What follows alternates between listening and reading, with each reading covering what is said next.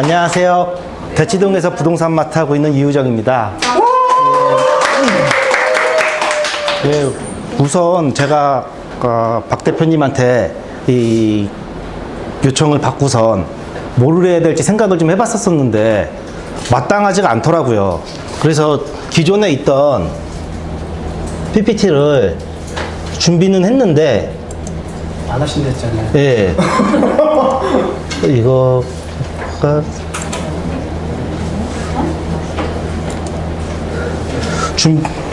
준비는 했는데 별 의미가 없을 것 같아요. 이것을 가지고선 제가 설명을 드려봤자 여러분들 그냥 다 알고 다들 뻔한 내용일 것 같아서 그냥 여기 있는 내용들은 제가 설명드리려고 했지만 이걸로 한두 시간 그냥 때우기에는 너무 그럴 것 같아요. 뭐 그냥 다 모르는 현안도 별로 없을 거고 이런 내용들을 제가 다른 데서 쓴 것들을 그냥 이렇게 그냥 만들어 왔는데 별 의미 없이 그래서 궁금하지도 않으실 것 같고 이 얘기를 해봤자 재미도 없으실 것 같고 그래서 그냥 이거는 안 하고 그냥 덮어둘게요. 제가 이거는 덮어두고요.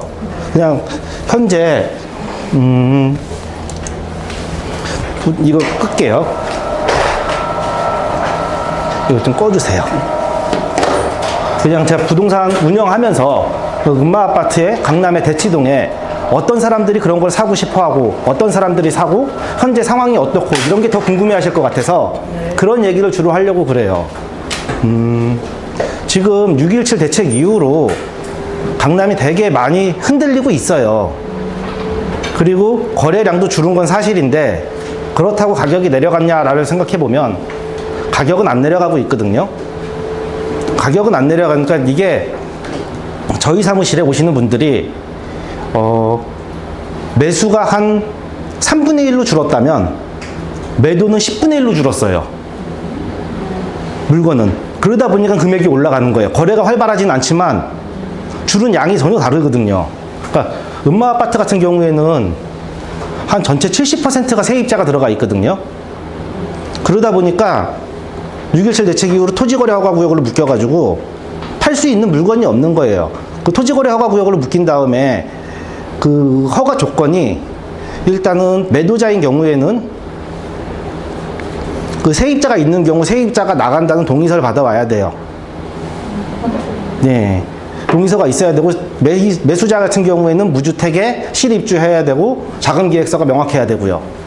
뭐라고 그럴까? 그러다 보니까 지금 물건이 음마아파트는 나올 수 있는 상황이 아니에요. 전혀. 그러니까 전부 세입자가 껴있기 때문에 그렇기 때문에 앞으로 금액은 계속 지속적으로 올라갈 수밖에 없는 상황일 것 같아요.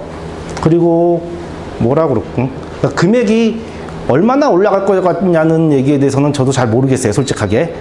근데 그리고 그 이후에 710 대책 이후에요. 그러니까 이런 얘기를 했잖아요. 그러니까 사람들은 지금 강남 부동산 내려갈 거라고 생각하시는 분들 굉장히 많으실 거예요. 그러니까 정부가 강력한 대책을 예상 외로 굉장히 강력한 대책을 냈고요. 아마 앞으로도 더 낼 것 같아요. 근데 지금 뭐 22번째 대책이라고 하지만 지금 22번 실패했고요. 지금 같은 지금 뭐 6.17 나오고 7.10까지는 굉장히 짧은 시간에 대책이 나왔는데 앞으로 이런 식으로 나면 현 정권 동안 한 50번은 나올 것 같아요. 이런 패턴이라면 50번은 나오겠지만 그래도 부동산 가격은 못 잡을 것 같아요. 그러니까 이제는 진짜 진검승부만 남은 것 같아요. 강남에 버틸 수 있는 사람들과 그러니까 다 뭐라고 그럴까? 쫄들 다 빠지고 정부한테 진검승부만 남은 것 같은데 이게 그 홍남기 부총리가 그런 얘기 했죠. 우리나라에요. 종부세 내는 사람들이 51만 명이 있대요. 그래서 1%밖에 안 된다고 얘기를 했어요. 종부세 내는 사람들이 한 1%고 이번 710 대책으로 어려운 사람이 0.4%라고 얘기를 했거든요. 피해보는 사람이. 근데 반대로 잘 생각해보면요. 0.4%가 집을 팔다고 집값이 내려갈까요? 그렇게 생각을 해야 돼요. 0.4%가 집을 판다고 과연 집값이 내려갈까라고 생각하면 전혀 아니라는 거죠. 그러기에는 너무 턱없는 숫자예요. 집값을 잡기에는. 그러니까 그러면 이제 그 사람들이 어떤 사람들이고 그 사람들은 도대체 지금 무슨 생각을 가지고 과연 버틸 수가 있는지를 갖다가 생각을 해봐야 돼요. 그 사람들 입장에서요. 그 사람들 입장에서. 지금 제가 보면 제일 많이 하는 얘기가 7.10 대책에서 제일 힘든 거는 아무래도 종부세 상향이겠죠? 종부세 상향이랑 취득세 2주택은 8%, 3주택은 12%. 근데 강남 사람들 생각에서는요, 취득세의 경우에요, 상담을 해보면은 8% 내고 12% 내고 굉장히 부담스러워서 안 살 거라고 일반 사람들은 생각하겠지만 그 사람들은 어차피 그거 나중에 양도세에서 공제 받잖아. 어차피 나갈 돈이야 라고 생각한다고요. 이게 0.4% 사람들의 생각이에요. 그리고 그 사람들이 무슨 얘기를 하냐면은요, 그럼 언제 파실 거예요? 어쩔 거예요? 얘기를 해보면은 이런 얘기를 해요. 지금 다음 종부세가 2021년 6월 1일 기준으로 12월에 내겠죠? 예, 이렇게 내죠. 그럼 그 다음 종부세는 2022년 6월 1일 기준으로 12월에 내요. 그러니까 이거 한 번은 내겠다는 거예요. 그러니까 작년에 두 채, 세 채 가진 사람이라면 작년에 집값이 얼마가 올랐겠어요. 이거 뭐 5천만 원이든 1억이든 작년에 오른 것도 있고 돈 있으니까 내겠다는 거예요, 요거는. 그럼 이 사이에 뭐가 있냐? 예, 선거가 있어요. 2022년 3월 초에 대선이 있습니다. 대선 결과 보고 6월 1일까지 팔지 가지고 갈지를, 그러니까 이건 보험 들어놓겠다는 거예요. 이건 보험금으로 보험금 납부하고, 이게 지금 0.4% 사람들의 생각이에요. 그러니까 집값이 집이 매물로 나오려면 이때 가야지 나올 거라고 생각을 해요. 요 사이에. 제가 보기에는 뭐 선거 그다지 어떻게 될 거라고 생각은 안 하는데 근데 그렇게 생각을 하고 있더라고요, 이 사람들은. 그러니까 이런 사람들의 시각에서 바라봐야지 그냥 1억씩 내는데 버티겠어? 버텨요.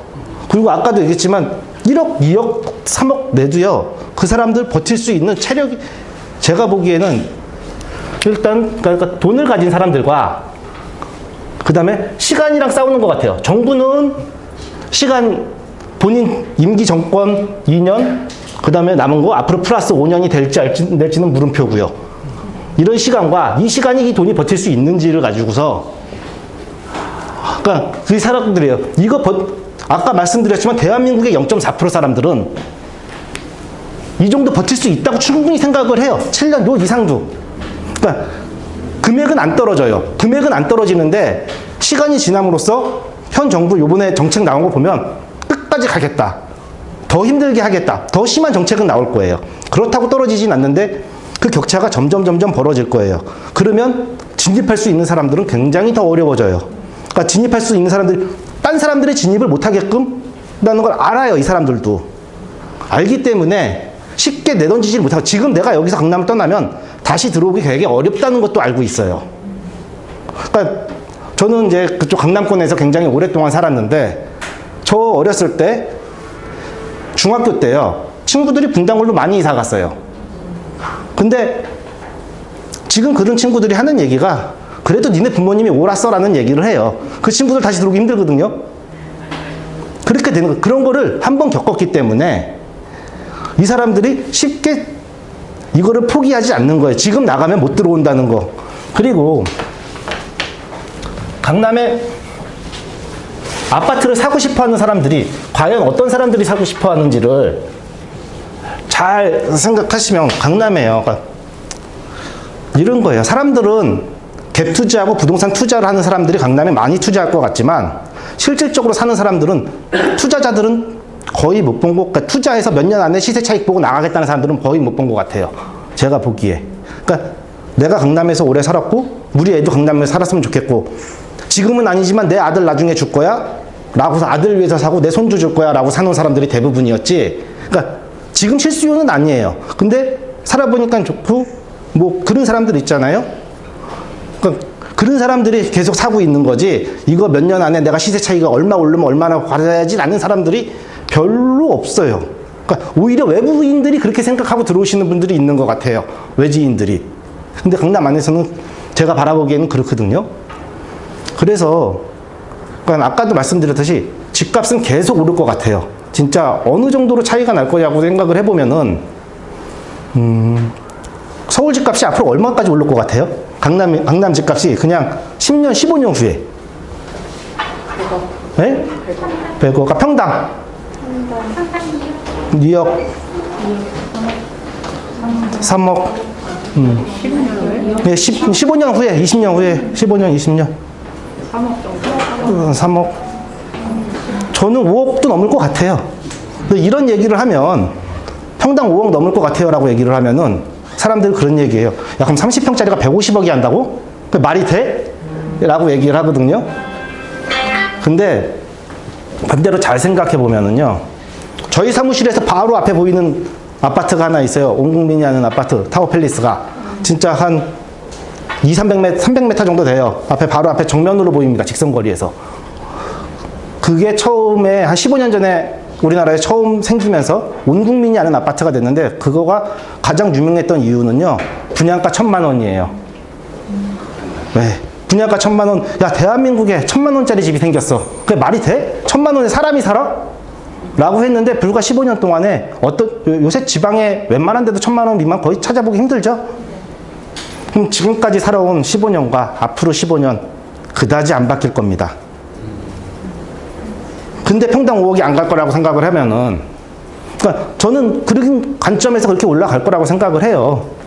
그러니까 이게 부동산 가격이 서울 부동산 집값 너무 비싸다 뭐 이런 얘기들 많이 하고 계시는데, 다른 나라들 보면은요, 뉴욕이라든지 런던, 파리, 동경, 싱가포르, 홍콩 이런 도시들 평균 금액 말고 그 도시에서 가장 주택 금액 비싼 도시 장소에 보면은 3.3제곱미터 우리나라 돈으로 환산했을 때 지금 제가 얘기한 도시 전부 5억 넘어요. 제가 말씀드린 도시가. 근데 과연 그러면 그 도시들은, 그러니까 서울이 그 도시보다 못하냐라고 생각해보면 절대 못한 도시가 아닙니다. 모든 인프라가요. 교육이면 교육, 치안, 안전, 교통, 문화시설, 뭐를 갖다 대도 지금 얘기했던 그 도시들보다 전혀 못한 도시가 아니에요, 서울이. 그러면 그 도시들은 왜 이렇게 비싼지를 생각을 해보면 정상적인 그 나라의 경제 활동이나 이런 활동으로 그런 금액이 나올 수가 없어요, 소득으로. 그럼 그게 뭐냐를 갖다가 다시 이렇게 돌아가 보면은요, 그런 거예요. 그러니까 에셋 파킹이라고 그러죠. 개발도상국이나 공산국가, 정치 상황이 불안한 국가의 정치인이나 재벌들이 안전한 나라로 자산을 옮겨 놓습니다. 그런 자산들이 많이 들어가가지고 그런 금액이 형성이 된 거예요. 그런 금액이 형성이 됐는데, 우리나라는 그런 자금들이 많이 안 들어왔어요, 그동안. 남북 관계도 불안했고, 여러 가지 문제로 안 들어왔었는데, 작년인가 재작년에, 우리나라에서 제일 비싸다고 했던 그 삼성동 아이파크 펜트하우스 러시아 부자가 샀다는 뉴스 보신 적 있으시죠? 카타르의 무슨 부호가 유엔빌리지 한남더위를 샀다는 이런 뉴스 가끔 나오잖아요. 이게 그런 거예요. 그런 부자들이 우리나라에 들어오고 있다는 시그널이거든요. 이제 들어오기 시작했어요. 근데 그런 부자들이 들어오기 시작을 해서 우리나라에 들어오면은 분명 부동산 가격은 아까 말씀드린 도시들이랑 지금 코로나 때문에 상황이 이르지만 전 세계에서 부동산 가격 제일 비싼 도시 홍콩 같은 경우에요. 코로나 일어나기 직전까지 보면은 민주화 시위한다고 그러면서 부동산 가격이 엄청 빠졌었어요. 한 20% 빠졌다는 뉴스 보셨을 거예요. 잘 생각해 보세요. 민주화 시위하면서 피 흘리면서 돌 던지고 싸우고 있는데, 나 집값 떨어지니까 집 팔아야지라고 과연 홍콩 사람들이 팔았을까요? 다 외국인들이 판 거예요. 홍콩 사람들이 그 난리통에 집값 떨어지니까 이사 가고 이러지 않았을 거라고 생각해요, 저는. 그러니까 그런 시그널들이 우리나라에 들어올 때 들어온 게 머지도 않았다고 생각을 하고, 그러기 때문에 강남 집값은 더 커질 거예요. 저는 그런 자산들이 들어오는 거 되게 환영하거든요. 되게 좋게 생각을 해요. 그래서 중국인들이 제주도 땅 산다, 한다 이럴 때 이런 얘기하면 사람들은 되게 싫어하더라고요. 중국인 우리 뺏기는 거 아니냐고 막 그런 얘기를 하고, 강남의 부동산들 외국인들이 산다고 싫어하는데, 저는 좋다고 생각하는 게, 그 이유가 뭐냐면은요, 하다못해 내가 어떤 회사 주식을 하나 사도요, 그 회사가 잘 되길 바라지 안 되길 바라진 않거든요. 근데 심지어 외국인들이 여기다가 부동산을 샀으면 여기가 잘 되길 바라지 절대 망하길 바라지 않을 거예요, 그 사람들은. 더욱 적극적으로 여기가 성장하고 발전하기를 원하고 있고, 그렇기 때문에 그 사람들이 여기 투자하는 게 전혀 나쁘지가 않아요. 그러니까 그런 생각을 가지고선 그 사람들이 어떻게 하면 더 유치할 수 있는지를 많이 강남의 부동산 사람들은 생각을 하고 있어야 돼요. 그래서 그런 생각들도 많이 가지고 계시고요. 그래서 중국인들과 뭐를 하고 앞으로 부동산 가격은 저는 전국적으로는 하락할 거라고 생각해요. 하락할 거라고. 근데 서울은, 특히 강남은, 그러니까 인구가 줄고 이러고 나면 늘 하는 얘기잖아요. 그러면 딱 가격은 떨어질 거다고. 근데 서울이 인구 1000만이 된 지가 굉장히 오래된 도시예요. 근데 극단적으로 우리 5천만 중에 1000만이 줄어서 4000만이 돼도요, 서울시 인구 1000만은 안 줄을 거예요. 극단적으로 3000만이 돼도 안 줄을 거라고. 서울시 인구 1000만은 안 줄을 거라는 거예요. 대한민국 인구 3000만일 때도 1000만이 서울에 살았고요. 4000만일 때도 서울에 1000만이 살았어요. 5000만이 돼도 더 이상 늘릴 수 있는 한계가 있기 때문에 더 이상 늘리지 못할 뿐이지, 서울 중심의 분당 포함해서 위성도시, 지금 맞는 신도시 전체 다 서울에 들어오고 싶어서 줄 서 있는 사람이라고 생각해요, 저는. 그렇기 때문에 서울 집값은, 그러니까 3기 신도시 하면은 그때까지만 버티면 되겠네, 이런 얘기들 하는데 답답한 거죠. 그냥 그런 얘기 들으면은. 지방대 아무리 만들어도 서울대 커트라인 안 내려가거든요. 그냥 쉽게 생각해서. 근데 그래서 앞으로도 계속 성장은 있을 것 같아요. 그래서 저한테 제일 많이 물어보시는 질문이 강남 부동산 언제 사야 돼라는 질문 제일 많이 하세요, 사람들이. 강남 집값. 저는요, 반대. 네, 맞아요. 지금이라기보다 살 수 있을 때 사시라고 그래요. 대부분이 돈이 없고요, 조건이 안 되고, 여건이 안 돼서 못 사시는 건데, 능력 되시고 조건이 되실 때 사셔야지. 그 정도 모아놓고 돈도 없고 뭐도 없는 분들이 언제 사면 돼요라는 전혀 의미 없는 거거든요. 그러니까 실질적으로 강남에 부동산 사러 온 사람들은 나 언제 사면 될까요? 라는 질문 절대로 안 해요. 그냥 와서 사시지. 그러니까 거기서부터가 저 사람이랑 깊게 얘기해야 할지 말아야 될지가 벌써 판단이 나요. 부동산 하는 입장에서요. 현금 얼마 있는, 나 돈 얼마 있는데 근데 그런 거 강남 사람들이요, 되게 자기가 돈 얼마 있다는 얘기 안 해요. 난 얼마 가지고 투자할 건데 좋은 거 하나 찾아주세요, 이런 얘기 안 해요, 진짜로. 가격이 중요하지가 않은 거거든요. 그러니까 그게 제가 부동산 하면서 느끼는 것 같아요. 그러니까 대치동 같은 경우는, 그러니까 지금 대한민국에서 아파트값 제일 비싼 동네가 세 군데, 반포, 압구정, 대치동, 요 세 개라고 생각을 해요. 반포는요, 교통이 좋으니까 교통 때문에 가격이 비싼 거예요. 그 반포의 핵심은 교통이거든요. 압구정동은요, 이유가 없어요. 그냥 압구정동이니까 비싼 거예요.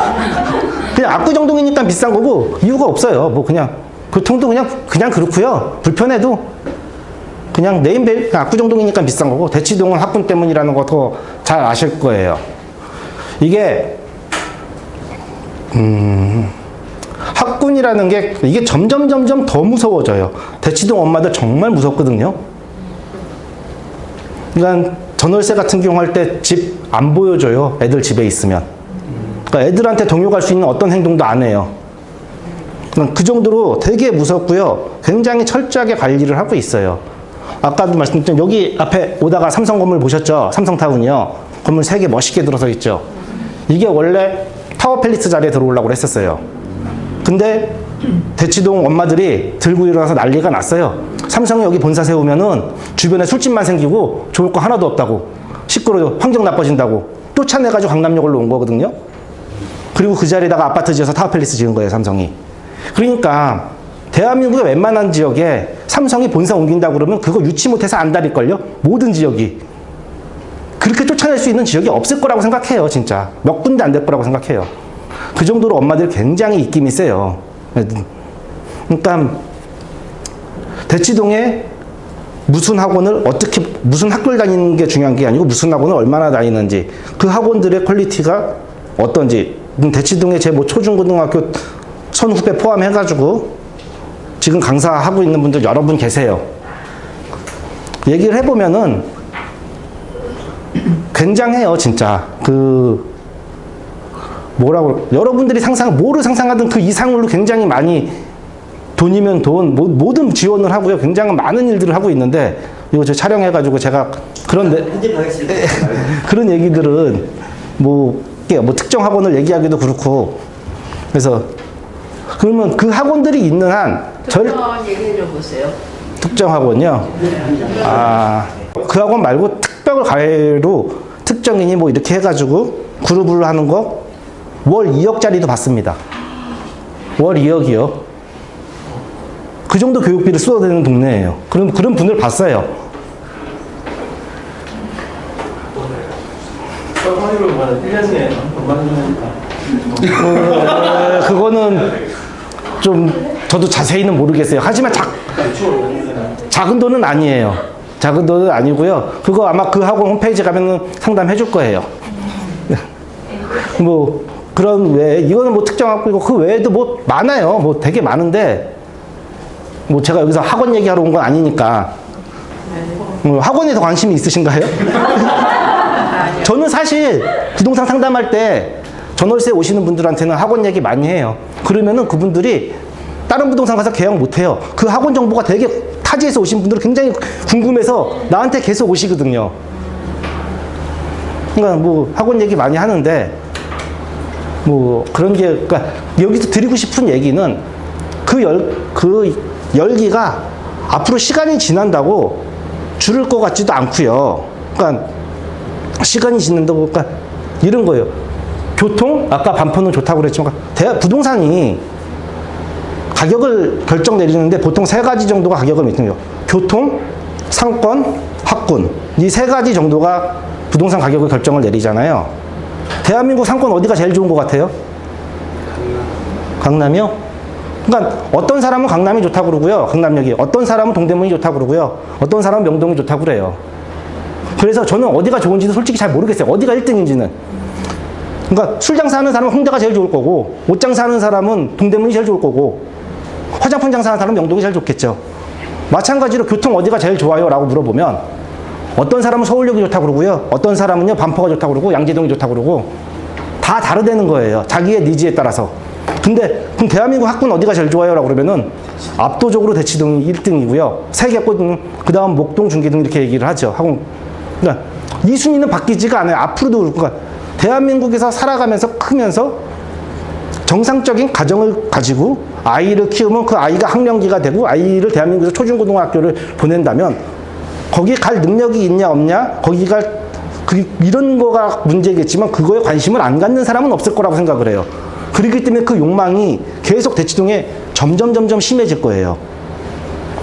그렇기 때문에 굉장히 저는 그게 세질 거라고 생각을 하고 있거든요. 점점 이거 근데 앞으로도 그럴 거거든요. 그러니까 그동안도 강남 들어오기 힘들었지만 점점 힘들어져요. 그러니까 이게 뭐라 그럴까? 앞으로 강남이 어떨 것 같냐는 사람들 질문, 과연 현 정부의 이런 강력한 대책, 강력한 규제로 꺾이지 않을까라고 사람들은 기대하고 있지만 그걸로 들어오기는 굉장히 어려워진 거고 들어온 사람들은 더 안 나가려고 할 거고 그게 전혀 다른 게 바뀔 것 같아요. 그러니까 옛날에 그러니까 부동산 가격을 이렇게 보면은요, 요새 이제 이렇게 부동산 가격을 보면은 그 지역이 정말 좋아서, 입지가 좋아서 오르는 지역이 있어요. 입지가 좋고 정말 좋아서. 그리고요, 다른 지역은, 어떤 지역은 저기가 저만큼 올랐으니 나도 이만큼은 돼야 돼. 키마치식으로 따라 오르는 지역이 있어요. 이 두 개 지역은 하락장에서 명확하게 희비가 엇갈릴 거거든요. 키마치식으로 올라가는 지역 못 모르고 쫓아가면은요, 그게 단기 수익이 더 높을 수도 있어요. 단기 수익은 굉장히 날 수 있는, 근데 언제 얼마나 위험할지가. 우리 2008년도에 버블세븐이라고 그래서 강남, 서초, 송파, 목동, 용인, 분당, 평촌이었어요. 그래서 당시 상승률 보면 말도 안 되는 상승률을 올렸었는데 하락장에서요, 그나마 강남, 서초, 송파, 목동은요, 입지가 있는 서울 지역은 어느 정도 버텼거든요. 근데 분당, 용인, 평촌은요, 잘 생각해 보면은 심지어 분당은요, 당시에 강남 다음이었어요. 서초, 송파보다 비쌌어요. 그랬는데도 하락장에서 그렇게 빠졌거든요. 그러니까 거기에 도시의 중심이 옮겨갔냐, 이게 바뀌었는지를 보면 도시의 중심이 옮겨간 적은 없었어요. 그냥 오로지 신축발이었었거든요. 그 당시에 그 지역들이 신축발에 잠깐 반짝했다가 그게 끝나는 순간 무너졌던 거였거든요. 이게 지금 마찬가지인 것 같아요. 지금 어느 지역이 오른다고 해서 어디를 하고 막, 제가 2월 달 정도에 수원에 있는 사람들을 많이 팔라고 그러고 서울로 많이 왔어요. 수원. 그러니까 2월 달에 수원이 굉장히 많이 올랐었거든요.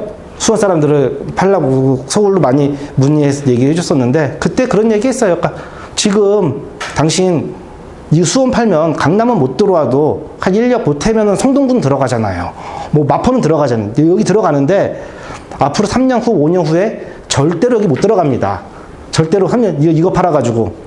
그러니까 지금 얼른 갈아타세요라는 얘기를 많이 했거든요. 그러니까 이게, 그러니까 제가 생각할 때 1급지는 강남입니다. 2급지는 2호선 라인 아니요. 플러스 송파와 목동 정도 들어갈 것 같아요. 이거 오로지 그냥 제 생각이에요. 3급지는 서울 전체 플러스 과천과 분당 정도 되겠죠? 4급지는 외곽순환도로 안까지 수원, 인천 정도 될 것 같아요. 내가 지금 가진 돈이 강남에 없으면 여기 사야 되고 여기서 한 칸씩 앞으로 올라야 되거든요. 아까 말했듯이 수원이 여기까지 들어갈 수 있는 타이밍인데, 뭐 이게 뭐 하극상이라고 그러면 좀 이상하지만 하극상 같은 게 벌어졌던 거였었거든요. 어쨌든 바로바로 부동산 투자는 그래야 된다고 생각해요. 처음부터 강남 온다고 또 있으면 좋겠죠. 그냥 지금 현 정부 기조나 정책으로 봐서 주택을 늘려가면서 쪼개기 투자하기는 굉장히 어려워질 것 같아요. 앞으로 또 뭐 다주택으로 살아남기에는 굉장히 어려워지기 때문에 있는 데서 어쨌든 계속 전진하는 방향으로 가야 되지 않을까 이런 생각을 하고 있거든요.